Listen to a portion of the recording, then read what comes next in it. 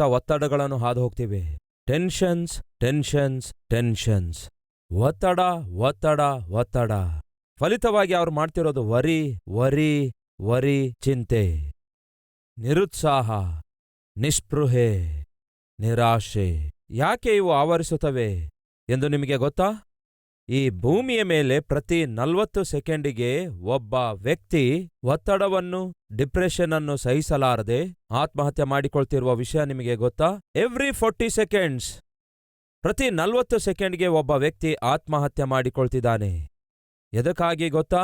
Depression ಅನ್ನು ತಾಳಲಾರದೆ, ಒತ್ತಡವನ್ನು ತಾಳಲಾರದೆ, ಟೆನ್ಷನ್ ಅನ್ನು ತಾಳಲಾರದೆ. ಪ್ರತಿ ವರ್ಷ ಸುಮಾರು 8 ಲಕ್ಷ ಜನರು ಡಿಪ್ರೆಷನ್ ನಿಮಿತ್ತ, ಒತ್ತಡವನ್ನು ತಾಳಲಾರದೆ, ಚಿಂತೆಯನ್ನು ಸಹಿಸಲಾರದೆ ಆತ್ಮಹತ್ಯೆ ಮಾಡಿಕೊಳ್ತಿದ್ದಾರೆ. ಇದು ಸೈತಾನನು ಬಳಸುವಂತಹ ಬಹಳ ಕುಯುಕ್ತಿಯಿಂದ ಕೂಡಿದ ಆಯುಧವಾಗಿದೆ. ಯಾವುದು ಗೊತ್ತಾ?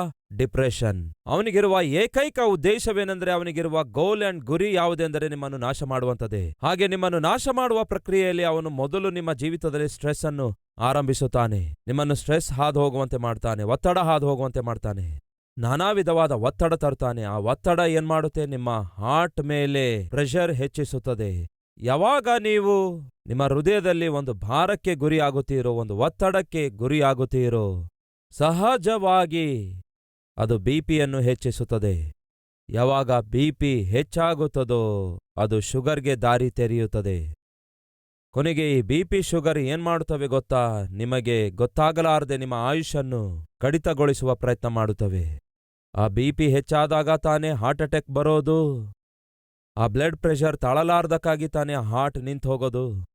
ಸೈತಾನನ ಉದ್ದೇಶವೇ ಇದಾಗಿದೆ, ನೀವು ನಿಂತು ಹೋಗ್ಬೇಕೆನ್ನೋದು, ನೀವು ಮುಂದಕ್ಕೆ ಸಾಗಬಾರದು. ಕೇಳ್ತಾ ಇದ್ದೀರಾ ಸಹೋದರ ಸಹೋದರಿಯರೇ? ಸೈತಾನನಿಗಿರುವ ಒಂದೇ ಒಂದು ಆಸೆ ಏನೆಂದರೆ ನಿಂತು ಹೋಗ್ಬೇಕು. ಯಾವುದು ನಿಂತು ಹೋಗ್ಬೇಕು? ನಿಮ್ಮ ಹೃದಯ ಬಡಿದುಕೊಳ್ಳುವಂಥದ್ದು ನಿಂತು ಹೋಗ್ಬೇಕು. ನೀವು ಮುಂದಕ್ಕೆ ಸಾಗುವುದು ನಿಂತು ಹೋಗ್ಬೇಕು. ಅದೇ ಅವನಿಗಿರುವ ಆಲೋಚನೆ, ಅದೇ ಅವನಿಗಿರುವ ಯೋಚನೆ. ಬೈಬಲ್ನಲ್ಲಿ ಒಬ್ಬ ಅದ್ಭುತನಾದ ಆತ್ಮಿಕನಿದ್ದಾನೆ, ಬಹಳ ಅದ್ಭುತನಾದ ಆತ್ಮಿಕನು. ಆದರೆ ಒಂದು ದಿವಸ ಎಷ್ಟೋ ಒತ್ತಡ ಹಾದು ಹೋಗ್ತಾನೆ, ಎಷ್ಟೋ ಟೆನ್ಷನ್ ಅನ್ನು ಹಾದು ಹೋಗ್ತಾನೆ. ಆ ಟೆನ್ಷನ್ ತಾಳಲಾರದೆ ಏನ್ ಮಾಡ್ತಾನೆ ಗೊತ್ತಾ?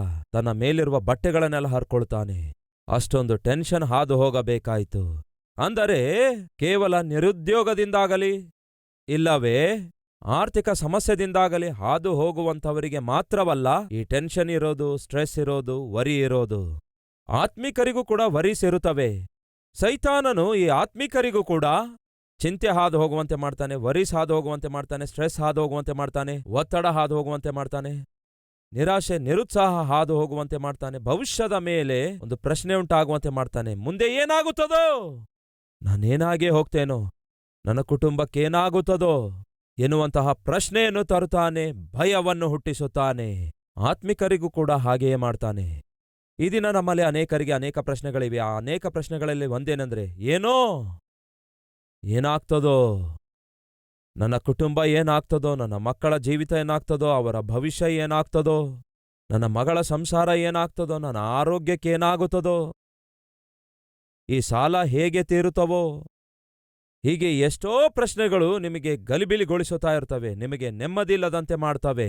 ಅಂತಹ ಸಮಯದಲ್ಲಿ ಶತ್ರು ತರುವಂತಹ ಈ ಸ್ಟ್ರೆಸ್ ಅನ್ನು, ಶತ್ರು ತಂದಿರುವಂತಹ ಈ ಭಯವನ್ನು, ಶತ್ರು ತಂದಿರುವಂತಹ ಈ ಭೀತಿಯನ್ನು, ಈ ಡಿಪ್ರೆಷನ್ ಅನ್ನು ಹೇಗೆ ಎದುರಿಸಬೇಕು? ಮತ್ತೊಮ್ಮೆ ಹೇಳ್ತೇನೆ ಕೇಳಿ. ಗಂಡನಿಂದ ನಿಮಗೆ ಒತ್ತಡ ಬರಬಹುದು, ಹೆಂಡತಿಯಿಂದ ನಿಮಗೆ ಒತ್ತಡ ಬರಬಹುದು, ನಿಮ್ಮ ಮಕ್ಕಳಿಂದ ನೀವು ಒತ್ತಡಕ್ಕೆ ಗುರಿಯಾಗಬಹುದು, ನಿಮ್ಮ ಉದ್ಯೋಗದ ನಿಮಿತ್ತ ಆಗಿರ್ಬೋದು, ನಿಮ್ಮ ಫೈನಾನ್ಸಸ್ ನಿಮಿತ್ತ ಆಗಿರ್ಬೋದು, ನಿಮ್ಮ ಹೆಲ್ತ್ ನಿಮಿತ್ತ ಆಗಿರಬಹುದು, ಇಲ್ಲವೇ ಶತ್ರುವಿನ ನಿಮಿತ್ತ ಆಗಿರ್ಬೋದು. ಕೆಲವು ಸಂದರ್ಭದಲ್ಲಿ ಶತ್ರುವಿನ ನಿಮಿತ್ತ ಟೆನ್ಷನ್ ಬರ್ಬೋದು. ನಿಮ್ಮನ್ನು ಕಂಡ್ರೆ ಆಗದೇ ಇರುವಂಥವರು, ನಿಮ್ಮ ಅಭಿವೃದ್ಧಿಯನ್ನು ನೋಡಿ ಸಹಿಸಲಾರದವರ ಮುಖಾಂತರ ಕೂಡ ನಿಮಗೆ ಒತ್ತಡ ಬರಬಹುದು.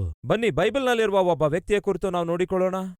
2ನೇ ಅರಸುಗಳು 18ನೇ ಅಧ್ಯಾಯ ಮೊದಲ 2 ವಚನಗಳು. ಇಸ್ರಾಯೇಲ್ಯರ ಅರಸನೂ ಏಲನ ಮಗನೂ ಆದ ಹೋಶೇಯನ ಆಳಿಕೆಯ 3ನೆಯ ವರ್ಷದಲ್ಲಿ ಯೆಹೂದ ರಾಜನಾದ ಆಹಾಜನ ಮಗ ಹಿಜ್ಕೀಯನು ಆಳತೊಡಗಿದನು. ಇವನು ಪಟ್ಟಕ್ಕೆ ಬಂದು ಆಳುತ್ತಿರುವಾಗ 25 ವರ್ಷದವನಾಗಿದ್ದು ಯೆರೂಸಲೇಮಿನಲ್ಲಿ 29 ವರ್ಷ ಆಳಿದನು. 5ನೇ ವಚನ. ಇವನು ಇಸ್ರಾಯೇಲ್ ದೇವರಾದ ಯೆಹೋವನಲ್ಲಿ ಭರವಸವಿಟ್ಟಿದ್ದನು. ಯೆಹೂದ್ಯರಲ್ಲಿ ಇವನಿಗೆ ಸಮಾನನಾದ ಅರಸನು ಮುಂಚೆಯೂ ತರುವಾಯವೂ ಇರಲಿಲ್ಲ. ಏನಂತೆ? ಅವನಿಗೆ ಸಮಾನನಾದವನು ಯಾರೊಬ್ಬರೂ ಇರಲಿಲ್ಲ. ಇದಲ್ಲದೆ ಇವನು ಯೆಹೋವನನ್ನೇ ಹೊಂದಿಕೊಂಡು ಆತನನ್ನು ಬಿಡದೆ ಆತನನ್ನೇ ಹಿಂಬಾಲಿಸಿ ಆತನು ಮೋಶೆಯ ಮುಖಾಂತರವಾಗಿ ಅನುಗ್ರಹಿಸಿದ ಆಜ್ಞೆಯನ್ನೆಲ್ಲ ಕೈಕೊಂಡು ನಡೆದನು. ಎಂಥ ಅದ್ಭುತವಾದ ಸಾಕ್ಷಿ! ಅರಸನಾದ ಹಿಜ್ಕೀಯನಂತೆ ಅವನಿಗಿಂತ ಮುಂಚೆ ಆಳ್ವಿಕೆ ಮಾಡಿರುವ ರಾಜರಿಗಿಂತಲೂ ಅವನ ನಂತರ ಬರುವ ಎಲ್ಲ ರಾಜರಿಗಿಂತಲೂ ಅವನಿಗೆ ಸಮಾನರು ಬೇರೆ ಯಾರೂ ಇರಲಿಲ್ಲ ಅಂತೆ. ಎಂಥ ಅದ್ಭುತವಾದ ಸಾಕ್ಷಿ ನೋಡಿ ಸಹೋದರ ಸಹೋದರಿಯರೇ. ನಿಮ್ಮ ಜೀವಿತದಲ್ಲಿ, ನನ್ನ ಜೀವಿತದಲ್ಲಿ, ನಮ್ಮೆಲ್ಲರ ಜೀವಿತದಲ್ಲಿ ಸಾಕ್ಷಿ ಇದ್ರೆ ಎಷ್ಟು ಚೆನ್ನಾಗಿರುತ್ತೆ. ನಮಗೊಂದು ಕುಟುಂಬ ಇದೆ. ಆ ಕುಟುಂಬಕ್ಕೆ ಒಂದು ಪೂರ್ವಿಕರ ಚರಿತ್ರೆ ಇದೆ. ಈ ದಿನದ ನಿಮ್ಮ ಕುಟುಂಬ ಒಂದು ದಿವಸ ಒಂದು ವಂಶವಾಗಿ ಮಾರ್ಪಡಲಿಕ್ಕಿದೆ. ಆದರೆ ನಿಮ್ಮ ವಂಶದಲ್ಲಿ ಮುಂದೆ ಬರುವಂಥವರಾಗಿರಬಹುದು, ಈಗ ಇರುವಂಥವರಾಗಿರಬಹುದು. ಅವರು ಹೇಳಬೇಕಾದದ್ದೇನೆಂದರೆ, ಗತಕಾಲದಲ್ಲಿ ನಿಮ್ಮಂತಹ ಆತ್ಮೀಕತೆ ನಾವು ಬೇರೆ ಯಾರಲ್ಲಿಯೂ ಕಾಣಲಿಲ್ಲ. ಬಹುಶಃ ಮುಂಬರುವ ತಲೆಮಾರಿನಲ್ಲಿಯೂ ಕೂಡ ನಿಮ್ಮಂತಹ ಆತ್ಮಿಕತೆಯನ್ನು ಬಹುಶಃ ಬೇರೆಯವರಲ್ಲಿ ನೋಡುವ ಚಾನ್ಸ್ ಇರೋದಿಲ್ವೇನೋ ಎನ್ನುವಂತಹ ಆತ್ಮಿಕರಾಗಿ ನೀವು ಜೀವಿಸಿದ್ರೆ ಎಷ್ಟು ಚೆನ್ನಾಗಿರುತ್ತೆ. ಸಹೋದರ ಸಹೋದರಿಯರೇ, ಕೇಳ್ತಿದ್ದೀರಾ? ನಿಮ್ಮ ಜೀವಿತ ಹೇಗಿರಬೇಕು ಗೊತ್ತಾ?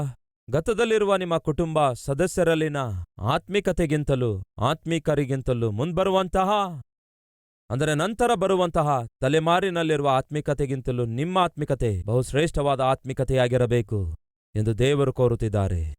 ಹಿಜ್ಕೀಯನ ಆತ್ಮಿಕತೆ ಅವನ ನಂತರ ಪರಿಪಾಲನೆ ಮಾಡಿರುವ ರಾಜರಿಗಿಂತಲೂ ಅವನಂತಹ ಆತ್ಮಿಕನು ಬೇರೆ ಯಾರೂ ಇಲ್ಲವೇ ಇರಲಿಲ್ಲ. ಯಾಕೆಂದರೆ ಅವನು ದೇವರನ್ನು ಗಟ್ಟಿಯಾಗಿ ಏನ್ ಮಾಡಿದನು ಗೊತ್ತಾ? ಬಿಗಿಯಾಗಿ ಹಿಡ್ಕೊಂಡಿದ್ದನಂತೆ, ದೇವರನ್ನೇ ಹಿಡ್ಕೊಂಡಿದ್ದನಂತೆ. ದೇವರು ಮೋಶೆಯ ಮುಖಾಂತರ ಅವನಿಗೆ ಕೊಟ್ಟ ಆಜ್ಞೆಗಳನ್ನೆಲ್ಲ ಚೆನ್ನಾಗಿ ಕೈಕೊಂಡು ನಡೆದನಂತೆ. 3 ವಿಷಯಗಳು ಅವನ ಕುರಿತಾಗಿ ಬರೆಯಲಾಗಿವೆ. ಮೊದಲನೇದಾಗಿ, ಆದ್ದರಿಂದ ಯೆಹೋವನು ಅವನ ಸಂಗಡ ಇದ್ದನು. ಯೆಹೋವನು ಹಿಜ್ಕೀಯನ ಸಂಗಡವಿದ್ದರು. ಅವನು ಹೋದ ಎಲ್ಲಾ ಸ್ಥಳಗಳಲ್ಲಿಯೂ ಅವನು ಜಯ ಹೊಂದುತ್ತಾ ಇದ್ದನು. ಇವನು ಅಶ್ಶೂರ ರಾಜನಿಗೆ ಸೇವೆ ಸಲ್ಲಿಸದೆ ಅವನಿಗೆ ವಿರುದ್ಧವಾಗಿ ತಿರುಗಿ ಬಿದ್ದು ಸ್ವತಂತ್ರನಾದನು. 3 ವಿಷಯ ನೋಡುತ್ತೇವೆ. 1, ದೇವರ ಪ್ರಸನ್ನತೆ. ಏನದು ದೇವರ ಪ್ರಸನ್ನತೆ ಅಂದರೆ? ಆತನ ಸನ್ನಿಧಿ. ಹಿಜ್ಕೀಯ ಎನ್ನುವ ಮಹಾರಾಜನು ಹೊಂದಿಕೊಂಡಿರುವ ದೊಡ್ಡ ಆಸ್ತಿ ಏನೆಂದರೆ ನಿತ್ಯವೂ ದೇವರು ಅವನ ಸಂಗಡ ಇರುತ್ತಾ ಇದ್ರು. ಸಹೋದರ ಸಹೋದರಿ, ಹಿಜ್ಕೀಯನಿಗೆ ದೇವರು ಒಂದು ರಾಜ್ಯ ಕೊಟ್ಟಿದ್ರು. ಆ ರಾಜ್ಯವನ್ನು ಚೆನ್ನಾಗಿ ಪರಿಪಾಲಿಸಬೇಕಾದರೆ, ಪೋಷಿಸಬೇಕಾದರೆ, ಪಾಲಿಸಬೇಕಾದರೆ ದೇವರ ಜೊತೆ ಇರುವಿಕೆ ಬೇಕು. ಈ ದಿನ ನೀವು ಯಾರೇ ಆಗಿರಬಹುದು, ನಿಮಗಿರುವ ಜವಾಬ್ದಾರಿಕೆ ಏನೇ ಆಗಿರಬಹುದು, ನಿಮ್ಮ ಜವಾಬ್ದಾರಿಕೆ ನೀವು ಚೆನ್ನಾಗಿ ನಿರ್ವಹಿಸಬೇಕಾದರೆ ದೇವರ ಜೊತೆ ಇರುವಿಕೆ ನಿಮಗೆ ಬೇಕು. ಯೇಸು ಕ್ರಿಸ್ತನು ದೇವರ ಮಗನಾಗಿದ್ದಾನೆ. ಆದರೆ ಆ ಯೇಸುವೇ ಹೇಳ್ತಾರೆ, ನಾನು ನನ್ನ ತಂದೆಯನ್ನು ಬಿಟ್ಟು ಬೇರೆ ಏನೂ ಮಾಡೋದಿಲ್ಲ ಅನ್ನುತ್ತಾರೆ. ಅಂದರೆ ನನ್ನ ತಂದೆಯನ್ನು ಬಿಟ್ಟು ಬೇರೆಯಾಗಿ ನಾನು ಏನು ಮಾಡೋದಿಲ್ಲ ಅನ್ನುತ್ತಾರೆ. ಯೇಸುವೇ ಸ್ವತಃ ಸರ್ವ ಸೃಷ್ಟಿಕರ್ತನಾಗಿದ್ದಾರೆ. ಈ ದಿನ ಭೂಮಿಯ ಮೇಲಿರುವ ಸಮಸ್ತವೂ ಆತನ ಮುಖಾಂತರವೇ ಉಂಟಾಗಿದೆ ಎಂದು ಬೈಬಲ್ ಹೇಳುತ್ತದೆ. ಅಂತಹ ಸರ್ವಶಕ್ತನಾದಂತಹ ಸರ್ವ ಸೃಷ್ಟಿಕರ್ತನಾದ ಯೇಸು ಹೇಳ್ತಿದ್ದಾರೆ, ನನ್ನ ತಂದೆಯನ್ನು ಬಿಟ್ಟು ನಾನೇನೂ ಮಾಡುವುದಿಲ್ಲ ಅನ್ನುತ್ತಾರೆ. ಮತ್ತೆ ನಾವೇನ್ ಮಾಡ್ತಿದ್ದೇವೆ? ನಿಮ್ಮ ವಿದ್ಯಾಭ್ಯಾಸದಲ್ಲಾಗಿರ್ಬೋದು, ನಿಮ್ಮ ಉದ್ಯೋಗದಲ್ಲಾಗಿರ್ಬೋದು, ನಿಮ್ಮ ವ್ಯಾಪಾರದಲ್ಲಾಗಿರ್ಬೋದು, ನಿಮ್ಮ ವ್ಯವಸಾಯದಲ್ಲಾಗಿರ್ಬೋದು, ನಿಮ್ಮ ವೃತ್ತಿಯಲ್ಲಾಗಿರ್ಬೋದು, ನಿಮ್ಮ ವಿದ್ಯೆದಲ್ಲಾಗಿರ್ಬೋದು, ನೀವು ಪಡುವ ಪ್ರತಿ ಪ್ರಯಾಸದಲ್ಲಿ ನೀವು ಜಯ ಸಾಧಿಸಬೇಕಾದ್ರೆ ಒಂದೇ ಒಂದು ಸೀಕ್ರೆಟ್ ಇದೆ. ಅದ್ಯಾವುದು ಗೊತ್ತಾ? ದೇವರು ನಿಮ್ಮ ಸಂಗಡ ಇರಬೇಕು. ನನ್ನ ಪ್ರಶ್ನೆ, ಈ ದಿನ ನಮ್ಮಲ್ಲಿ ಎಷ್ಟು ಜನ ಧೈರ್ಯದಿಂದ ಹೇಳಬಲ್ಲಿರಿ, ದೇವರು ನನ್ನ ಸಂಗಡ ಇದ್ದಾರೆಂದು? ಬೈಬಲ್ ಹೇಳುತ್ತದೆ, ಯೋಸೇಫನ ಸಂಗಡ ದೇವರು ಇದ್ದದ್ದರಿಂದ ಅವನು ಮಾಡಿದ ಕೆಲಸವನ್ನೆಲ್ಲ ಅವನಿಗೆ ಯೆಹೋವನು ಸಫಲತೆಯನ್ನು ಅನುಗ್ರಹಿಸಿದನು. ನೀವು ಪಡುವ ಪ್ರತಿ ಪ್ರಯಾಸ ಆಶೀರ್ವದಿಸಲ್ಪಡಬೇಕಾದರೆ ದೇವರು ನಿಮ್ಮ ಸಂಗಡ ಇರಬೇಕು. ಹಿಜ್ಕೀಯ ದೇವರ ಪ್ರಸನ್ನತೆಯನ್ನು ಅನುಭವಿಸುತ್ತಾನೆ, ದೇವರ ಜೊತೆ ಇರುವಿಕೆಯನ್ನು ಅನುಭವಿಸುತ್ತಾನೆ.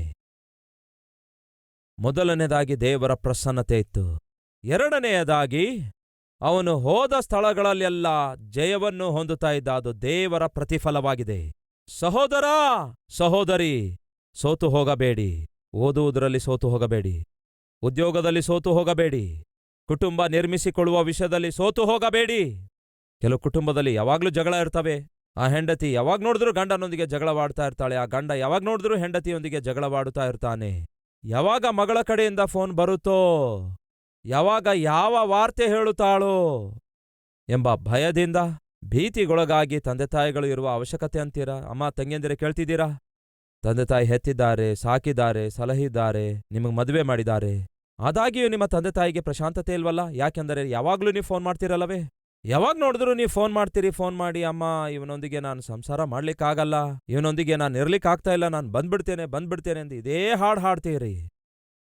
ಎಷ್ಟು ದಿನ ಹಾಡ್ತೀರಿ ಆ ಹಾಡು? ಬೈಬಲ್ ಹೇಳುತ್ತದೆ, ಜ್ಞಾನವುಳ್ಳಂತಹ ಸ್ತ್ರೀ ತನ್ನ ಮನೆಯನ್ನು ಕಟ್ಟಿಕೊಳ್ಳುತ್ತಾಳೆ, ಮೂರ್ಖಳು ತನ್ನ ಮನೆಯನ್ನು ಕೆಡವಿ ಹಾಕಿಕೊಳ್ತಾಳೆ. ಯಾವಾಗ ನೋಡಿದ್ರು ಈ ದಿನ ಒಂದು ವೇಳೆ ನೀವು ನಿಮ್ಮ ಮನೆ ಕೆಡವಿಕೊಳ್ತಾ ಇದ್ದೀರೇನೋ?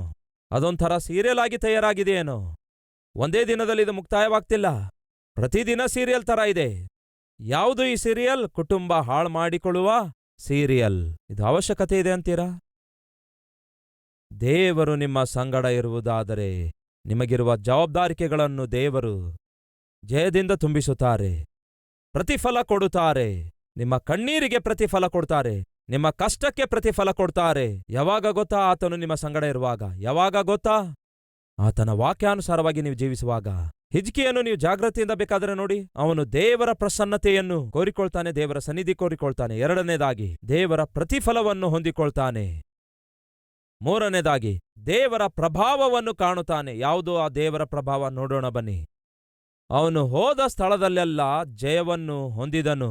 ಅವನು ಅಶ್ಶೂರು ರಾಜನಿಗೆ ಸೇವೆ ಸಲ್ಲಿಸದೆ ಅವನಿಗೆ ವಿರುದ್ಧವಾಗಿ ತಿರುಗಿ ಬಿದ್ದು ಸ್ವತಂತ್ರನಾದನು. ಅಶ್ಶೂರ್ಯದ ರಾಜನು ಆ ದಿನಗಳಲ್ಲಿ ಬಹು ಶಕ್ತಿಯುಳ್ಳ ರಾಜನಾಗಿದ್ದನು. ಇಡೀ ಪ್ರಪಂಚದಲ್ಲಿಯೇ ಬಹು ಬಲಿಷ್ಠವಾದ ರಾಜ್ಯಗಳಾಗಿ ಒಂದು ಕಾಲದಲ್ಲಿ ಐಗುಪ್ತ ರಾಜ ಅಂದರೆ ಐಗುಪ್ತ ದೇಶ ಆಗಿತ್ತು. ಯೋಸೇಫನ ಕಾಲದಲ್ಲಿ ಐಗುಪ್ತ ದೇಶವು ನಂಬರ್ 1 ಸ್ಥಾನದಲ್ಲಿತ್ತು. ದಾನಿಯೇಲನ ಕಾಲದಲ್ಲಿ ಬಾಬೆಲ್ ದೇಶ ನಂಬರ್ 1 ದೇಶವಾಗಿತ್ತು. ಆ ನಂತರ ಬಂದ ಸಾಮ್ರಾಜ್ಯ ಅಶ್ಶೂರು ಸಾಮ್ರಾಜ್ಯ ಆಗಿತ್ತು. ಈ ಅಶ್ಶೂರು ಸಾಮ್ರಾಜ್ಯ ಬಹುಶಕ್ತಿಯುತವಾದ ಸಾಮ್ರಾಜ್ಯವಾಗಿ ನಾವು ನೋಡ್ತೇವೆ. ಆದರೆ ಬೈಬಲಲ್ಲಿ ನಾವು ನೋಡ್ತಿರೋದೇನು ಗೊತ್ತಾ? ಬಹು ಬಲಿಷ್ಠವಾಗಿರುವ ಈ ಅಶ್ಶೂರು ಸಾಮ್ರಾಜ್ಯವನ್ನು ಹಿಜ್ಕೀಯ ಎದುರಿಸಿದ. ಅಶ್ಶೂರದ ರಾಜನು ಬಂದು ಭಯ ಹುಟ್ಟಿಸುತ್ತಿರುವಾಗ, ವಶಪಡಿಸಿಕೊಳ್ಳಬೇಕೆಂದು ಆಶಿಸುತ್ತಿರುವಾಗ, ಅವನನ್ನು ಜಯಿಸಬೇಕೆಂದು ಆಶಿಸುತ್ತಿರುವಾಗ ಹಿಜ್ಕೀಯ ರಾಜನು ಸ್ವಲ್ಪವೂ ಒಪ್ಪಲಿಲ್ಲ. ನೀನು ನನ್ನನ್ನು ಜಯಿಸ್ಲಿಕ್ಕಾಗೋದಿಲ್ಲ, ನಾನು ನಿನ್ನ ಮುಂದೆ ಎಂದಿಗೂ ತಲೆಬಾಗಿಸೋದಿಲ್ಲ, ನಿನಗೆ ನಾನು ಅಧೀನನಾಗೋದಿಲ್ಲ, ಚಾನ್ಸೇ ಇಲ್ಲ ಎಂದು ಹೀಗೆ ವಿರುದ್ಧವಾಗಿ ತಿರುಗಿ ಬೀಳುತ್ತಾನೆ. ಕಾರಣ ಗೊತ್ತಾ? ದೇವರ ಪ್ರಭಾವ, ದೇವರ ಶಕ್ತಿ ಹಿಜ್ಕೀಯ ಹೊಂದಿಕೊಂಡಿರುವುದರಿಂದಲೇ ಬಲವಾದಂತಹ ಶತ್ರು ಕೂಡ ಅವನನ್ನು ಸೋಲಿಸಲಾರದಂತೆ ಕಾಪಾಡಿಕೊಂಡ. ಸಹೋದರ ಸಹೋದರಿಯರೇ, ದೇವರ ಪ್ರಸನ್ನತೆಯನ್ನು, ದೇವರು ಕೊಡುವ ಪ್ರತಿಫಲವನ್ನು, ದೇವರ ಪ್ರಭಾವವನ್ನು ಹಿಜ್ಕೀಯ ತನ್ನ ಜೀವಿತದಲ್ಲಿ ಕಂಡುಕೊಂಡಿದ್ದ. ದೇವರ ಪ್ರಭಾವ ಅನ್ನುವಾಗ ದೇವರ ಶಕ್ತಿಯನ್ನು ಹಿಜ್ಕೀಯ ಅನುಭವಿಸಿದ. ಅದಕ್ಕಾಗಿಯೇ ಸೋತು ಹೋಗ್ಲಿಲ್ಲ. ಅದನ್ನೇ ಹೇಳಲು ಬಯಸುತ್ತಿದ್ದೇನೆ, ಸೋತು ಹೋಗ್ಲಿಲ್ಲ. ಬಹು ಬಲವಾದ ಶತ್ರು ಇದ್ದಾಗಿಯೂ ಕೂಡ ಸೋತು ಹೋಗ್ಲಿಲ್ಲ. ದೇವರು ನಿಮ್ಮ ಸಂಗಡ ಇರುವುದಾದರೆ ನೀವು ಜಯ ಸಾಧಿಸುತ್ತೀರಿ. ಎಲ್ಲಾ ವಿಷಯಗಳಲ್ಲಿ ಜಯವನ್ನು ದೇವರು ನಿಮಗೆ ಅನುಗ್ರಹಿಸುತ್ತಾರೆ. ಹಿಜ್ಕೀಯ ತನ್ನ ಜೀವಿತದಲ್ಲಿ ದೇವರ ಪ್ರಸನ್ನತೆಯನ್ನು ನೋಡ್ತಾನೆ, ದೇವರ ಪ್ರತಿಫಲವನ್ನು ನೋಡ್ತಾನೆ, ದೇವರ ಪ್ರಭಾವವನ್ನು ನೋಡ್ತಾನೆ. ತನಗಿಂತಲೂ ಬಲಿಷ್ಠನಾಗಿರುವಂತಹ ಶಕ್ತಿಯುತವಾದ ರಾಜನಿಗೂ ಕೂಡ ಸೋತು ಹೋಗ್ಲಿಲ್ಲ. ಈ ದಿನ ನಮ್ಮಲ್ಲಿ ಅನೇಕರು ಪ್ರತಿಯೊಂದಕ್ಕೂ ಸೋತು ಹೋಗ್ತಿದ್ದಾರೆ. ಸಣ್ಣ ಸಣ್ಣ ಶೋಧನೆಗಳಿಗೆ ಸೋತು ಹೋಗ್ತಿದ್ದಾರೆ. ಸೈತಾನನು ತರುವಂತಹ ಸಣ್ಣ ಸಣ್ಣ ಟೆಂಪ್ಟೇಷನ್ಸ್ಗೆ ಸೋತು ಹೋಗ್ತಿದ್ದಾರೆ. ಕಾರಣವೇನೆಂದರೆ ನಾವು ದೇವರ ಶಕ್ತಿಯನ್ನು ಹೊಂದಿಕೊಳ್ತಾ ಇಲ್ಲ ಎನ್ನುವುದು ವಾಸ್ತವ. ಇಂತಹ ರಾಜನು ಒಂದು ದಿವಸ ಒಂದು ವಾರ್ತೆ ಕೇಳಿದ. ಯಾವುದು ಆ ವಾರ್ತೆ ಎಂದರೆ, ಹಿಜ್ಕೀಯಾ, ನಿನ್ನ ಮೇಲೆ ದಾಳಿ ಮಾಡಲು ಬರ್ತಿದ್ದೇನೆ, ನಿನ್ನ ರಾಜ್ಯವನ್ನು ನಾನು ನಾಶ ಮಾಡ್ಲಿಕ್ಕಿದ್ದೇನೆ. ಇಲ್ಲಿಯವರೆಗೂ ನನ್ನನ್ನು ಯಾರು ಕೂಡ ಜಯಿಸಲಿಲ್ಲ. ಒಮ್ಮೆ ನನ್ನ ಟ್ರ್ಯಾಕ್ ರೆಕಾರ್ಡ್ ನೋಡು. ಯಾವ ದೇಶದ ಮೇಲೆ ದಾಳಿ ಮಾಡಿದ್ದೇನೋ ಆ ದೇಶವನ್ನು ನಾನು ಜಯಿಸಿದ್ದೇನೆ. ಯಾರು ಕೂಡ ನನ್ನ ಮುಂದೆ ನಿಲ್ಲಲಿಲ್ಲ. After all ನೀನೆಷ್ಟರವನು? ಇದಾಗಿತ್ತು ಪ್ರಿಯರೇ ಅಶ್ಶೂರ್ಯದ ರಾಜನು ಕೊಟ್ಟ ಸಂದೇಶ. ನಾನು ಯಾವ ದೇಶದ ಮೇಲೆ ದಾಳಿ ಮಾಡಲು ಹೋದಾಗ ಅದನ್ನು ಗೆದ್ದು ಜಯಿಸಿದೆ. ನೀನೆಷ್ಟರವನು? ನೀನೆಷ್ಟರವನು? ನಿನ್ನ ರಾಜ್ಯ ಎಷ್ಟರದು? ನಿನ್ನ ಬಲ ಎಷ್ಟರದು? ನೀನು ಅಂದುಕೊಳ್ತಾ ಇದ್ದೀ ನಿನ್ನ ದೇವರಾದ ಯೆಹೋವನು ನನ್ನ ಕೈಯಿಂದ ನಿನ್ನನ್ನು ಬಿಡಿಸುತ್ತಾನೆ ಎಂದು. ನಾನು ಸೇವಿಸುವ ದೇವತೆಗಳ ಮುಂದೆ ನಿನ್ನ ದೇವರು ಎಷ್ಟರವನು? ಇದಾಗಿದೆ ಪ್ರಿಯರೇ ಅವನು ಬಳಸಿದ ಪದಗಳು. ಪ್ರಶಾಂತತೆಯಿಂದ ದೇವರ ಪ್ರಸನ್ನತೆಯನ್ನು, ದೇವರು ಅನುಗ್ರಹಿಸುವ ಪ್ರತಿಫಲಗಳನ್ನು ಅನುಭವಿಸುತ್ತಿರುವ ಈ ಪರಿಶುದ್ಧನಾದ ಪರಿಪಾಲಕನು ಒಂದೇ ಸಮನೆ ಟೆನ್ಷನ್ಗೊಳಗಾದ, ಟೆನ್ಷನ್ ಎದುರಿಸಿದ. ಒತ್ತಡ ತಾಳಲಿಕ್ಕಾಗ್ಲಿಲ್ಲ, ಆ ಟೆನ್ಷನ್ ಎದುರಿಸಲಿಕ್ಕಾಗ್ಲಿಲ್ಲ. ಮತ್ತೊಮ್ಮೆ ಹೇಳ್ತೇನೆ, ನೀವು ಪ್ರಶಾಂತರಾಗಿ ಜೀವಿಸುತ್ತಿರುವಾಗ ಸೈತಾನನು ಅಟ್ಯಾಕ್ ಮಾಡುತ್ತಾನೆ. ನೆಮ್ಮದಿ ಇಲ್ಲದಂತೆ ಮಾಡುತ್ತಾನೆ, ನಿದ್ರೆ ಬರಲಾರದಂತೆ ಮಾಡುತ್ತಾನೆ, ಸ್ಟ್ರೆಸ್ಗೆ ಗುರಿಪಡಿಸುತ್ತಾನೆ, ಭಯಕ್ಕೆ ಗುರಿಪಡಿಸುತ್ತಾನೆ. ಹಿಜ್ಕೀಯ ಭಯಕ್ಕೊಳಗಾಗುತ್ತಾನೆ. ಯಾವುದು ಆ ಭಯ? ಏನಾಗುತ್ತದೋ, ನನ್ನ ರಾಜ್ಯ ಏನಾಗುತ್ತದೋ, ನನ್ನ ಪ್ರಜೆಗಳಿಗೆ ಏನಾಗುತ್ತದೋ, ನನ್ನ ಪರಿಪಾಲನೆ ಏನಾಗುತ್ತದೋ ಎಂಬ ಭಯ ಆವರಿಸಿತು. ಈ ದಿನ ನಮ್ಮ ಮಧ್ಯೆ ಯಾರಾದ್ರೂ ಇದ್ದೀರಾ ಭಯ ಹಾದು ಹೋಗುವಂಥವರು? ಯಾವುದೋ ಒಬ್ಬ ವ್ಯಕ್ತಿ ಏನೋ ಮಾತಾಡಿದಾರಂದ್ಕೊಂಡು ಆಫೀಸಿನಲ್ಲಿ ತೆಗೆದು ಬಿಡ್ತೇನೆ, ಉದ್ಯೋಗದಿಂದ ತೆಗೆದು ಬಿಡ್ತೇನೆ, ಏನಂದುಕೊಳ್ತಾ ಇದ್ದಿ ಎಂದು ನಿಮ್ಮ ಬಾಸ್ ಏನೋ ಮಾತಾಡಿದ್ದಕ್ಕಾಗಿ ಆಯ್ತು ಮುಗಿದೋಯ್ತು ಅನ್ನಬೇಕೋ? ಒಂದು ಪ್ರಶ್ನೆ ನಿಮಗೆ ಕೇಳ್ತೇನೆ, ಆ ಉದ್ಯೋಗ ಕೊಟ್ಟಿದ್ದು ನಿಮ್ಮ ಬಾಸೋ ಅಥವಾ ದೇವರು? ಆ ದೇವ್ರು ಕೊಟ್ಟಿರುವುದಾದ್ರೆ ಮತ್ತೆ ಆ ದೇವ್ರೇನಾಗಿ ಹೋದ್ರು? ಒಂದು ವೇಳೆ ಯಾವುದಾದರೂ ಸ್ಟ್ರೆಸ್ ಅಥವಾ ಯಾವುದಾದರೂ ಒತ್ತಡ ಉಂಟು ಮಾಡುವ ಒಂದು ಮಾತು ನಿಮ್ಮ ಬಾಸ್ ಹೇಳ್ತಾರೆ ಅಂದ್ಕೊಳ್ಳಿ, ಇನ್ನಷ್ಟೇ ದೇವ್ರೇ ನನ್ನಿಂದ ಕೆಲಸದಿಂದ ತೆಗೆದಾಕ್ತಾನಂತೆ, ಉದ್ಯೋಗದಿಂದ ಕಿತ್ತಾಕ್ತಾನಂತೆ. ದೇವ್ರೆ ಕಿತ್ತಾಕ್ತಾನೋ? ಕಿತ್ತಾಕಲು ಸಾಧ್ಯವೋ? Use common sense.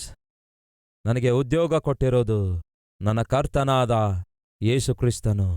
ಒಂದು ವೇಳೆ ತೆಗೆದುಹಾಕಬೇಕಾದರೆ ಯಾರು ತೆಗೆದುಹಾಕ್ತಾರೆ ಹೇಳಿ ಪ್ರಿಯರೇ? ವಿಚ್ಛೇದನೆ ಕೊಡ್ತೇನೆ ಕಣೇ, ವಿಚ್ಛೇದನೆ ಕೊಡುತ್ತೇನೆ ಎಂದು ಗಂಡ ಹೇಳಿದ್ದಾನೆ ಅಂದ್ಕೊಳ್ಳಿ. ನೀವೇನ್ ಮಾಡಬೇಕು? ಹೋಗಿ ಆರಾಮಾಗಿ ಒಂದು ಕಾಫಿ ಕುಡಿಬೇಕು. ಹೌದಾ? ನಿಮಗೇನಾದ್ರೂ ಒಂದು ಸ್ಪೆಷಲ್ ಡಿಶ್ ಇಷ್ಟ ಆಗಿರೋದಾದ್ರೆ ಅದನ್ನ ತಯಾರು ಮಾಡಿಕೊಂಡು ಚೆನ್ನಾಗಿ ಆರಾಮಾಗಿ ಅದನ್ನ ತಿನ್ನಿ. ಗಂಡ ಹೇಳ್ಬೋದು, ಯಾಕೆ ನಿನಗೆ ಬುದ್ಧಿ ಇಲ್ಲವೋ, ನಿನಗೆ ಭಯ ಇಲ್ಲವೋ? ವಿಚ್ಛೇದನೆ ಕೊಡ್ತೇನೆ ಎಂದು ಹೇಳಿದ್ರೆ ನೀನು ಸ್ಪೆಷಲ್ ಡಿಶ್ ಮಾಡ್ಕೊಂಡು ತಿನ್ನುತ್ತಾ ಇದ್ದಿ? ಹೇಳಿ ಪ್ರಿಯರೇ, ನಿಮ್ಮ ಭಾವನೆ ಹೇಗಿರಬೇಕು ಗೊತ್ತಾ? ನಾನು ಮಾಡಿಕೊಂಡ ವಿವಾಹ ಪರಿಶುದ್ಧ ವಿವಾಹ, ಅದು ದೇವರು ಮಾಡಿರುವ ವಿವಾಹ ಆಗಿದೆ. ನನ್ನ ದೇವರೇ ಈ ವಿವಾಹ ಮಾಡಿದ್ದಾರೆ. ನಮ್ಮನ್ನು ಜೋಡಿಸಿದಾತನು ಆತನೇ. ಆತನ ಹೊರತು ಈ ಲೋಕದಲ್ಲಿ ಬೇರೆ ಯಾರು ಕೂಡ ಈ ವಿವಾಹ ಬಾಂಧವ್ಯವನ್ನು ಬೇರ್ಪಡಿಸುವ ಚಾನ್ಸ್ ಇಲ್ಲ ಪ್ರಿಯರೇ. ನಾನು ನನ್ನ ದೇವರನ್ನು ನಂಬುತ್ತೇನೆ ಹೊರತು ನಿಮ್ಮ ಮಾತನ್ನು ನಂಬೋದಿಲ್ಲ ಎಂದು ಹೀಗೆ ಡೈರೆಕ್ಟ್ ಆಗಿ ಹೇಳಬೇಡಿ. ಮತ್ತೆ ಸುಮ್ಮನೆ ಅಂತಹ ಭಾವನೆ ಉಳ್ಳವರಾಗಿ, ಅಂತಹ ನಂಬಿಕೆ ಉಳ್ಳವರಾಗಿರ್ರಿ ಅಷ್ಟೇ ಹೊರತು ಅಮ್ಮ ವಿಚ್ಛೇದನ ಕೊಡ್ತೇನೆ ಅನ್ನುತ್ತಿದ್ದಾನೆ ಎಂದು ಹೀಗೆ ಸುಮ್ಸುಮ್ನೆ ಫೋನ್ ಮಾಡಬೇಡಿ. ತಂದೆ ತಾಯಿಗಳಿಗೆ ಸಾಕಷ್ಟು ಟೆನ್ಷನ್ಸ್ ಇವೆ, ಮತ್ತೆ ನೀವು ಟೆನ್ಷನ್ ಕೊಡಬೇಡಿ. ಅದನ್ನೇ ನಾನು ಹೇಳ್ತಿದ್ದೇನೆ. ನೀವು ಜ್ಞಾನ ಉಳ್ಳ ಸ್ತ್ರೀಯಾಗಿರುವುದಾದ್ರೆ ನೀವೇನ್ ಮಾಡ್ತೀರಿ? ದೇವರ ವಾಕ್ಯದ ಮೇಲೆ, ವಾಗ್ದಾನದ ಮೇಲೆ ಆಧಾರಗೊಳ್ತೀರಿ. ಇಂತಹ ಅದ್ಭುತ ಆತ್ಮೀಕನಾದ ಹಿಜ್ಕೀಯನ ವಿರುದ್ಧ ಒಂದು ವಾರ್ತೆ ಕಳಿಸಲಾಯಿತು. ಅದು ಸಿಡಿಲಿನಂತೆ ಬಂದು ಬಿದ್ದಿತು. ಇದೇ 18ನೇ ಅಧ್ಯಾಯ 33ನೇ ವಚನ ಓದುತ್ತಿದ್ದೇನೆ. 32ನೇ ವಚನದ ಕೊನೆ ಸಾಲಿನಿಂದ, ಯೆಹೋವನು ನಮ್ಮನ್ನು ರಕ್ಷಿಸುವನು ಎಂದು ನಂಬಿಕೆಯನ್ನು ನಿಮ್ಮಲ್ಲಿ ಹುಟ್ಟಿಸುವುದಕ್ಕೆ ಪ್ರಯತ್ನಿಸುವ ಹಿಜ್ಕೀಯನಿಗೆ ಕಿವಿಗೊಡಬೇಡಿರಿ. ಯಾವ ಜನಾಂಗದ ದೇವತೆಯು ತನ್ನ ದೇಶವನ್ನು ಅಶ್ಶೂರದ ಅರಸನ ಕೈಗೆ ಸಿಕ್ಕದಂತೆ ತಪ್ಪಿಸಿ ಕಾಪಾಡಿತೋ, ಹಮಾತ್ ದೇವತೆಗಳು ಏನಾದವು, ಅರ್ಪಾದ್ ದೇವತೆಗಳು ಏನಾದವು, ಸೆಫರ್ವಯಿಮ್ ದೇವತೆಗಳು ಏನಾದವು, ಹೇನಾ ಇವ್ವಾ ಎಂಬ ಪಟ್ಟಣಗಳ ದೇವತೆಗಳು ಏನಾದವು. ಅವು ಸಮಾರ್ಯವನ್ನು ನನ್ನ ಕೈಗೆ ಸಿಕ್ಕದಂತೆ ಸಮಾರ್ಯವನ್ನು ತಪ್ಪಿಸಿದವೋ? ಯೆಹೋವನು ಯೆರೂಸಲೇಮನ್ನು ನನ್ನ ಕೈಗೆ ಸಿಕ್ಕದಂತೆ ತಪ್ಪಿಸಿ ಕಾಪಾಡುವನೋ? ಯಾವ ಜನಾಂಗದ ದೇವತೆಯಾದರೂ ತನ್ನ ದೇಶವನ್ನು ನನ್ನ ಕೈಯಿಂದ ಬಿಡಿಸಲಾರದೆ ಹೋದ ಮೇಲೆ ನಿಮ್ಮನ್ನು ಕಾಪಾಡುವುದಿಲ್ಲ ಎಂದು ಹೇಳಿದನು. 19ನೇ ಅಧ್ಯಾಯ 1ನೇ ವಚನ. ಈ ವಚನ ಏನು ಹೇಳುತ್ತೆ ನೋಡಿ. ಹಿಜ್ಕೀಯನು ಅಶ್ಶೂರ್ ರಾಜನು ಕಳಿಸಿರುವ ವಾರ್ತೆಯನ್ನು ಕೇಳಿ ತನ್ನ ಬಟ್ಟೆಗಳನ್ನು ಹರಿದುಕೊಳ್ಳುತ್ತಾನೆ. ಅಶ್ಶೂರದ ರಾಜನು ಹೇಳುತ್ತಿದ್ದಾನೆ, ಹಿಜ್ಕೀಯ ನಿಮ್ಮನ್ನು ಮೋಸ ಮಾಡ್ತಿದ್ದಾನೆ, ಯೆಹೋವ ನಿಮ್ಮನ್ನು ಕಾಪಾಡುತ್ತಾನೆ, ಯೆಹೋವನು ನಿಮ್ಮನ್ನು ರಕ್ಷಿಸುತ್ತಾನೆ ಎಂಬುದಾಗಿ ನಿಮಗೆ ಮೋಸದ ಮಾತು ಹೇಳ್ತಿದ್ದಾನೆ. ಆ ಹಿಜ್ಕೀಯನ ಮಾತನ್ನು ನಂಬಬೇಡಿ. ಯಾಕೆಂದರೆ ಅಶ್ಶೂರದ ರಾಜ್ಯವನ್ನು ಈ ಲೋಕದಲ್ಲಿ ಯಾವ ದೇಶದವರು ಎದುರಿಸಲಿಕ್ಕಾಗ್ಲಿಲ್ಲ, ಯಾರೂ ಗೆಲ್ಲಲಾಗ್ಲಿಲ್ಲ. ಆಫ್ಟರ್ ಆಲ್ ಹಿಜ್ಕೀಯ ಹೇಗೆ ಗೆಲ್ಲಲು ಸಾಧ್ಯ? ಹೇಗೆ ನಿಮ್ಮನ್ನು ಗೆಲ್ಲಿಸಲು ಸಾಧ್ಯ? ಯೆಹೋವನ ಹೆಸರನ್ನು ಹೇಳಿಕೊಂಡು ನಿಮಗೆ ಮೋಸ ಮಾಡುತ್ತಿದ್ದಾನೆ. ಇಗೋ ನಾನು ಬಂದಿದ್ದೇನೆ ಎಂದು ಹೇಳಿ ಅಶ್ಶೂರದ ರಾಜನು ಯೆರೂಸಲೇಮ್ ಪಟ್ಟಣದ ಸುತ್ತಲೂ ಮುತ್ತಿಗೆ ಹಾಕಿದನು. ಆಕಸ್ಮಿಕವಾಗಿ ಬಂದು ಮುತ್ತಿಗೆ ಹಾಕಿದ. ಮುತ್ತಿಗೆ ಹಾಕಿದು ಮಾತ್ರವಲ್ಲ, ವಾರ್ತೆ ಕಳುಹಿಸಿದ. ಹಿಜ್ಕೀಯ, ನಿನ್ನ ಕತೆ ಮುಗಿಯಿತು, ನಿನ್ನ ಪಾಲನೆ, ನಿನ್ನ ಪರಿಪಾಲನೆ ಫಿನಿಶ್ ಆಯ್ತು. ಈ ಮಾತುಗಳನ್ನು ಕೇಳಿದಾಗ ಎಷ್ಟೋ ಸ್ಟ್ರೆಸ್ ಅನ್ನು, ಎಷ್ಟೋ ಟೆನ್ಷನ್ ಅನ್ನು, ಎಷ್ಟೋ ಒತ್ತಡವನ್ನು ಹಿಜ್ಕೀಯ ಹಾದು ಹೋದ. ದೇವರೇ, ನಿನ್ನ ಪ್ರಸನ್ನತೆಯನ್ನೇ ನಾನು ಕೋರಿಕೊಂಡೆ, ನಿನ್ನ ಪ್ರಭಾವವನ್ನು ನಾನು ನೋಡಿದ್ದೇನೆ, ನಿನ್ನ ಪ್ರತಿಫಲವನ್ನು ಕೂಡ ಅನುಭವಿಸಿದ್ದೇನೆ. ಆದರೆ ಏನಿದು? ಸಡನ್ನಾಗಿ ಶತ್ರು ಬಂದು ನನ್ನನ್ನು ಬೆದರಿಸುತ್ತಿದ್ದಾನೆ, ಸ್ವತಃ ನಿನ್ನನ್ನೇ ಎದುರಿಸುತ್ತಿದ್ದಾನೆ. ಈಗ ನನ್ನ ಮುಂದೆ ಒಂದು ಪ್ರಶ್ನೆ ಇದೆ, ಇವನನ್ನು ಹೇಗೆ ಎದುರುಗೊಳ್ಳಬೇಕು? ಭಯ ಆಗ್ತಿದೆ ನನಗೆ. ಈ ಟೆನ್ಷನ್ ಸಹಿಸಲಿಕ್ಕಾಗ್ತಿಲ್ಲ. ಈ ವಾರ್ತೆ ತಂದಿರುವ ಸ್ಟ್ರೆಸ್ ಅನ್ನು ಸಹಿಸಲಿಕ್ಕಾಗ್ತಿಲ್ಲ. ಸಹಿಸಲಾರದ ಟೆನ್ಷನ್ ಹಾದು ಹೋದ, ಸಹಿಸಲಾರದ ಬಾಧೆ ಹಾದು ಹೋದ. ಅವನ ಹೃದಯವೆಲ್ಲ ಸಹಿಸಲಾರದ ಭಾರದಿಂದ ತುಂಬಿಕೊಂಡಿತು. ಆದರೆ ದಯವಿಟ್ಟು ಕೇಳಿ, ಹಿಜ್ಕೀಯ 3 ಕಾರ್ಯ ಮಾಡುತ್ತಾನೆ. 1, ಪ್ರಾರ್ಥಿಸುತ್ತಾನೆ. ಏನ್ ಮಾಡಿದ? ಪ್ರಾರ್ಥನೆ ಮಾಡಿದ. ಎಲ್ಲಿ? ನೋಡೋಣ ಬನ್ನಿ. ಹಿಜ್ಕೀಯ ಅಶ್ಶೂರದ ರಾಜನು ಹೇಳಿರುವ ಮಾತನ್ನು ಕೇಳಿ ತನ್ನ ಬಟ್ಟೆಗಳನ್ನು ಹರಿದುಕೊಂಡು ಗೋಣಿತಟ್ಟನ್ನು ಕಟ್ಟಿಕೊಂಡು ಯೆಹೋವನ ಆಲಯಕ್ಕೆ ಹೋದನು. ಮೊದಲು ಸ್ಟ್ರೆಸ್ ಅನ್ನು ಹಾದು ಹೋಗುತ್ತಿರುವಾಗ, ಟೆನ್ಷನ್ ಹಾದು ಹೋಗುತ್ತಿರುವಾಗ, ಚಿಂತೆ ಬಂದು ಆವರಿಸಿದಾಗ ಹಿಜ್ಕೀಯ ರಾಜನು ಮಾಡಿದ ಮೊಟ್ಟಮೊದಲ ಕೆಲಸ ಏನ್ ಗೊತ್ತಾ? ದೇವರ ಆಲಯಕ್ಕೆ ಹೋದ. ನಮಗಿರುವ ಟೆನ್ಷನ್ ತೊಲಗಿಸುವುದು ಯಾರು? ನಮಗಿರುವ ಒತ್ತಡ ತೊಲಗಿಸುವುದು ಯಾರು? ನಮಗಿರುವ ಚಿಂತೆ ತೊಲಗಿಸುವುದು ಯಾರು? ನಮಗಿರುವ ಭಾರ ತೆಗೆದುಹಾಕುವುದು ಯಾರು? ಕೇವಲ ದೇವರಿಂದ ಮಾತ್ರವೇ ಸಾಧ್ಯ. ಹಾಗಾಗಿ ಹಿಜ್ಕೀಯ ಏನ್ ಮಾಡಿದ ಗೊತ್ತಾ? ನೇರವಾಗಿ ದೇವರ ಆಲಯಕ್ಕೆ ಹೋದ. ನೀವು ಕೂಡ ಸ್ಟ್ರೆಸ್ ಹಾದೋಗ್ತಿದ್ದೀರಾ? ನಿಮ್ಮ ಜೀವಿತದಲ್ಲಿ ಒತ್ತಡ ಹಾದು ಹೋಗ್ತಾ ಇದ್ದೀರಾ? ಹಾಗಾದ್ರೆ ಏನ್ ಮಾಡಬೇಕು? ಆ ಒತ್ತಡವನ್ನು ನೀವು ಹಂಚಿಕೊಳ್ಳುವಂತಹ, ಹಗುರಪಡಿಸಿಕೊಳ್ಳುವಂತಹ ಒಂದು ಸ್ಥಳ ಇದೆ. ಅದು ಯಾವುದು? ದೇವರ ಆಲಯ. ಹಿಜ್ಕೀಯ ಎಲ್ಲಿಗೆ ಹೋದ? ದೇವರ ಆಲಯಕ್ಕೆ ಹೋದ. ನಂತರ ಏನ್ ಮಾಡ್ತಾನೆ? ಪ್ರಲಾಪಿಸುತ್ತಾನೆ. ಅಂದರೆ ಅರ್ಥವೇನು? ಪ್ರಾರ್ಥಿಸಿದ. ದೇವರೇ, ಕೇಳಿದೀಯಾ? ಕೇಳಿದೀಯಾ? ಅವನು ಏನ್ ಹೇಳ್ತಿದ್ದಾನೆಂದು ಕೇಳ್ತಿದೀಯಾ?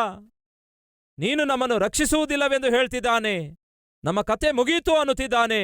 ನಾವು ಜಯ ಸಾಧಿಸುವುದಿಲ್ಲ ಅನ್ನುತ್ತಿದ್ದಾನೆ. ಶತ್ರು ಹೇಳುವ ಮಾತು ಕೇಳ್ತಾ ಇದೆಯಾ ದೇವರೇ? ಪ್ರಾರ್ಥನಾಲಯಕ್ಕೆ ಹೋಗುತ್ತಾನೆ, ಪ್ರಲಾಪಿಸುತ್ತಾನೆ, ಪ್ರಾರ್ಥನೆ ಮಾಡುತ್ತಾನೆ. ಅಷ್ಟೇ ಅಲ್ಲ ಪ್ರಿಯರೇ, ಪ್ರವಾದಿಗೆ ಸುದ್ದಿ ಕಳಿಸುತ್ತಾನೆ.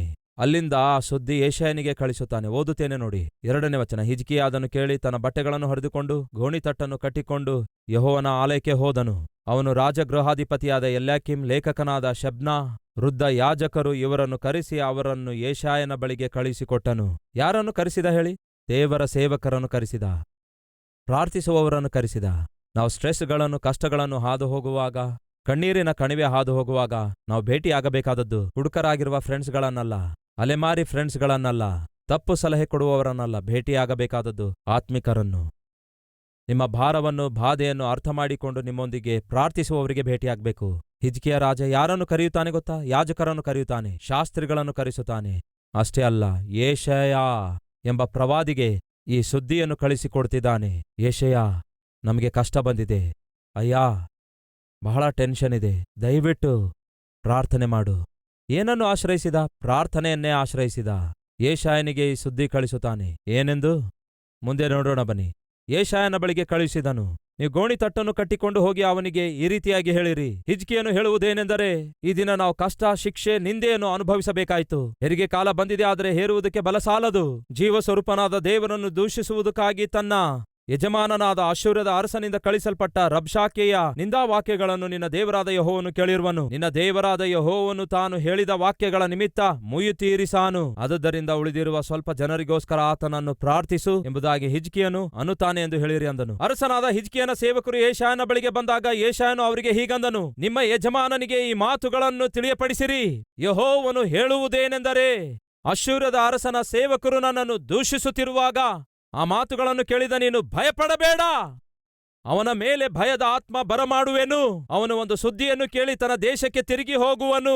ತನ್ನ ಸ್ವದೇಶದಲ್ಲಿಯೇ ಅವನು ಕತ್ತಿಯಿಂದ ಅವನು ಕೊಲ್ಲಲ್ಪಡುತ್ತಾನೆ. ಭಯಪಡಬೇಡ ಹಿಜ್ಕೀಯ, ಭಯಪಡಬೇಡ. ಯೆಹೋವನು ನಿನ್ನ ಸಂಗಡ ಇದ್ದಾನೆ. ಪ್ರತಿಯಾಗಿ ಘೋಷಣೆ ಮಾಡುತ್ತಿರುವಂತಹ, ಪ್ರತಿಕಾರ ಬೆಳೆಸಿಕೊಳ್ಳುತ್ತಿರುವಂತಹ, ಪ್ರತಿಪಕ್ಷನಾಗಿರುವಂತಹ ಅಶ್ಶೂರನು ನಿನಗೆ ಮುಟ್ಟುವುದೇ ಇಲ್ಲ. ಬಂದ ದಾರಿಯಲ್ಲಿಯೇ ಅವನು ತಿರುಗಿ ತನ್ನ ದೇಶಕ್ಕೆ ಓಡಿ ಹೋಗುತ್ತಾನೆ. ತನ್ನ ದೇಶದಲ್ಲಿಯೇ ಅಶ್ಶೂರದ ಅರಸನು ಕೊಂದಾಕಲ್ಪಡುತ್ತಾನೆ. ನೀನು ಧೈರ್ಯದಿಂದಿರು. ಇದು ಎಂಥ ಅದ್ಭುತವಾದ ವಾರ್ತೆ ನೋಡಿ, ಎಂತಹ ನೆಮ್ಮದಿ ಕೊಡುವ ವಾರ್ತೆ ನೋಡಿ. ಎಲ್ಲಿ ಪಡೆದುಕೊಂಡ ಈ ವಾರ್ತೆ? ದೇವರ ಆಲಯದಲ್ಲಿ. ಯಾರ ಮುಖಾಂತರ ಹೊಂದಿಕೊಂಡ ಈ ವಾರ್ತೆ? ದೇವರ ಸೇವಕನ ಮುಖಾಂತರ. ಯಾವುದು ಆ ವಾರ್ತೆ?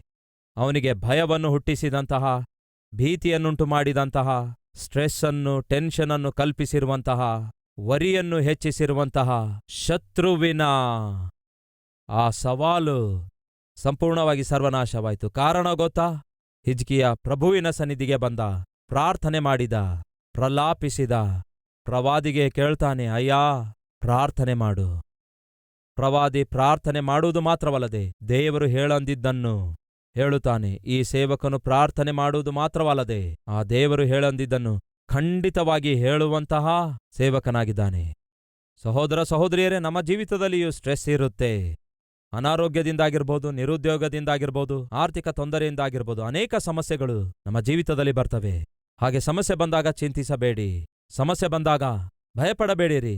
ಹಾಗೆ ಸಮಸ್ಯೆ ಬಂದಾಗ ಲೋಕವನ್ನಾಗಲಿ, ಲೋಕಸ್ಥರನ್ನಾಗಲಿ, ಲೋಕವಿಧಾನ ಆಶ್ರಯಿಸಬೇಡಿ. ಏನ್ ಮಾಡಬೇಕು? ಹಿಜ್ಕೀಯ ಪದ್ಧತಿ ಅನುಸರಿಸಿರಿ.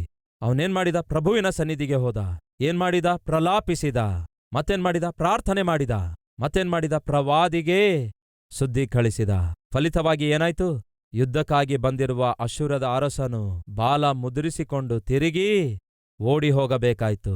ನಿಮ್ಮ ವಿರುದ್ಧ ಬರುವ ಸಮಸ್ಯೆ, ನಿಮ್ಮ ವಿರುದ್ಧ ಬರುವ ಅನಾರೋಗ್ಯ, ನಿಮ್ಮ ವಿರುದ್ಧ ಬರುವ ಆಪತ್ತು, ನಿಮ್ಮ ವಿರುದ್ಧ ಬರುವ ಅಪಾಯ ಬಾಲ ಮುದ್ರಿಸಿಕೊಂಡು ತಿರುಗಿ ಓಡಿ ಹೋಗುವಂಥದ್ದಾಗಿದೆ. ಧೈರ್ಯವುಳ್ಳವರಾಗಿ ಪ್ರಭುವಿನ ಸನ್ನಿಧಿಯಲ್ಲಿ ಪ್ರಾರ್ಥಿಸೋಣವೇ. ಪ್ರತಿಯೊಬ್ಬರು ಪ್ರಾರ್ಥನೆಯಲ್ಲಿ ಐಕ್ಯವಾಗಿರಿ.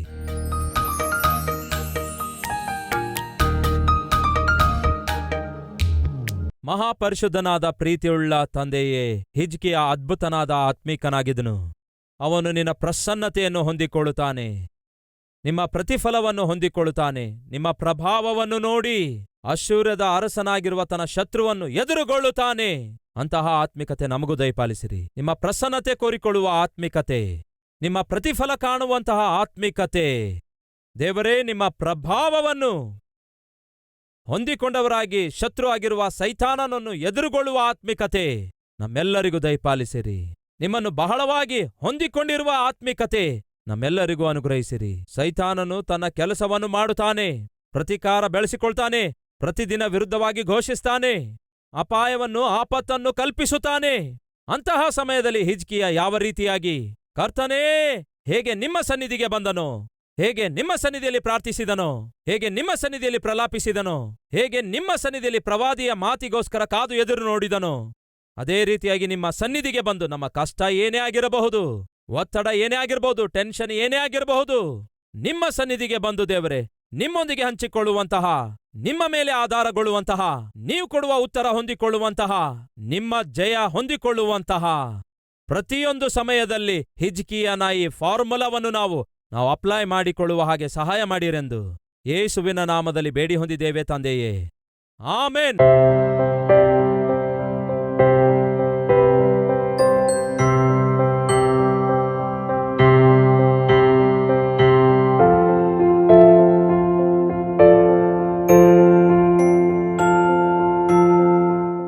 ನಮ್ಮ ವಿಳಾಸ Calvary, post box number 30, Kukatpally, Hyderabad 72.